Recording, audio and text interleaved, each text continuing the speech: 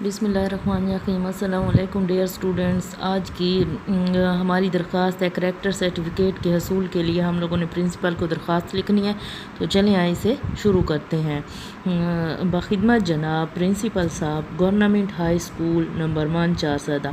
तो इधर आप लोगों ने लिखना है कि बखिदमत जनाब प्रिंसिपल साहब गवर्नमेंट हाई स्कूल नहीं लिखना। हमने इधर लिखना है कि अलिफ बे जीम अगर आपके बोर्ड में आ जाए, अगर आपके स्कूल के पेपर में आ जाए तो आप अपने स्कूल का नाम लिखेंगे। और मौजू लिखना है, मौजू दरख्वास्त का ये है कि दरख्वास्त बराए हसूल सर्टिफिकेट।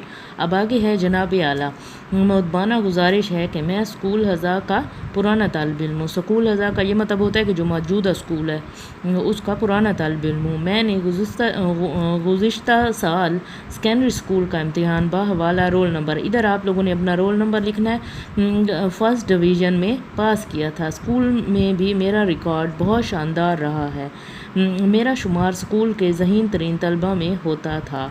जनाब मोहतरम, अब मैं कॉलेज में दाखिला लेना चाहता हूँ जिसके लिए मुझे करैक्टर सर्टिफिकेट की अच्छा ज़रूरत है। लिहाजा आपसे इल्तमास है कि मुझे करैक्टर सर्टिफिकेट जारी करके मशकूर फरमाएँ।